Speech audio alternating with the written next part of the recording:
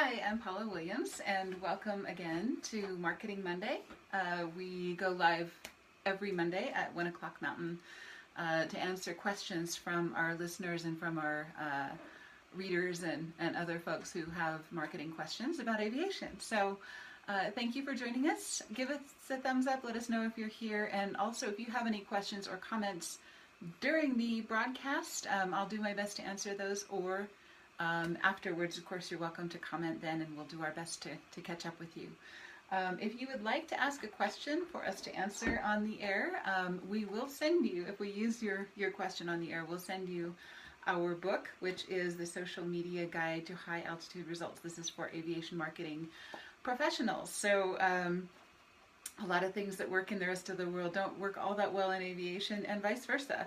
It is a very interesting profession and a very interesting industry, so we try to stay on top of what really works and what doesn't. And of course, we do an annual survey of aviation professionals and the social media that they use. So anyway, that opportunity is open to you. So our question this week is from a listener who listened to our episode on FBO marketing, and I can tell he's really frustrated. And this is not the first time we've heard this. We've heard this a lot from people who feel like there's something that's happening that's affecting their marketing that's outside of their control. And so, yes, we understand there are things you can control and there are things that you can't. And his question is, what if an FBO on the field has a lower fuel price? How can I compete with that? I totally get that that's going to hurt you. You know, there are some people who are going to shop only on fuel price, and they make all of their decisions in flight planning and everything else based on fuel price. Wherever they go. And if that's the case, yes, you are going to lose some customers. There are some charter organizations and other folks who make their decisions based on fuel price. And if that's the case, you are not going to get those folks into your FBO. So yes, you are going to lose customers if you have a higher fuel price. And you should change this if you can. You can talk with your fuel provider and say, look, you're killing me here. You know, what can we do to get the fuel price down? Because there's another FBO on the field that has a lower fuel price. And sometimes they can work with you, sometimes they can't. If it's something you can change, absolutely change it. If it's something that you can't change, then don't try, okay? I mean, don't try to compete on price and go after those bargain hunters if they're not for you. A dog can't win a horse race, right? But there are people who will choose where to go on other things other than price. You know, they may go based on convenience, based on speed, based on service, based on a lot of other things. So you want to really advertise and you want to really target the people who are choosing your FBO for a reason other than fuel price. And there are lots of reasons that people might choose your FBO.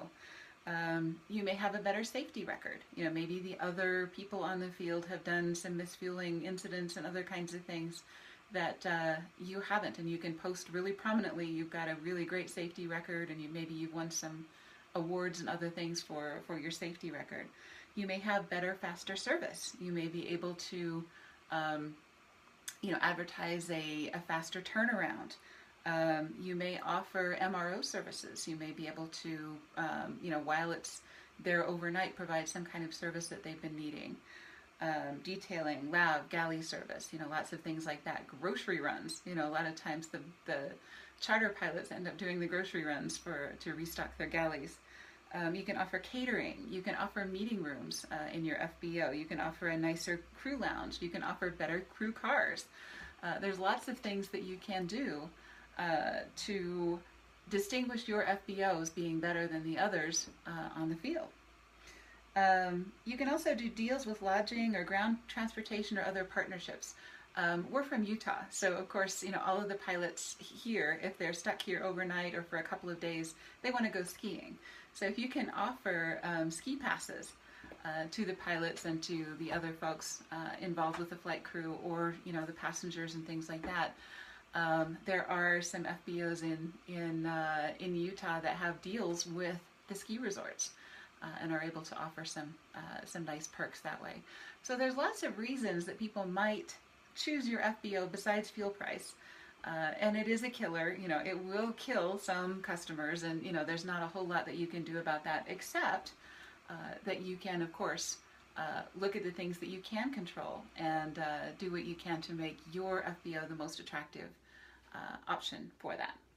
So there are no random acts of marketing. You want to make sure that your profiles in AOPA and AccuQuick are as complete and current as you possibly can. You want to make sure that your social media, your website, all of those other things are advertising your competitive advantage, and make sure that you're doing that the best way you can. So an opportunity for that next Wednesday, which is the 10th, May 10th, we'll have our next free webinar, and that will be on branding. So, once again, we're looking at those competitive advantages and making sure that you look different than all of the other FBOs on the field, and that will be a great opportunity to help you with that. So, ask a question. If we use it on the air in our Marketing Mondays, we will send you a copy of our book. So thank you for this question, which came from Anonymous. I know who it is, but I can't tell you who it is.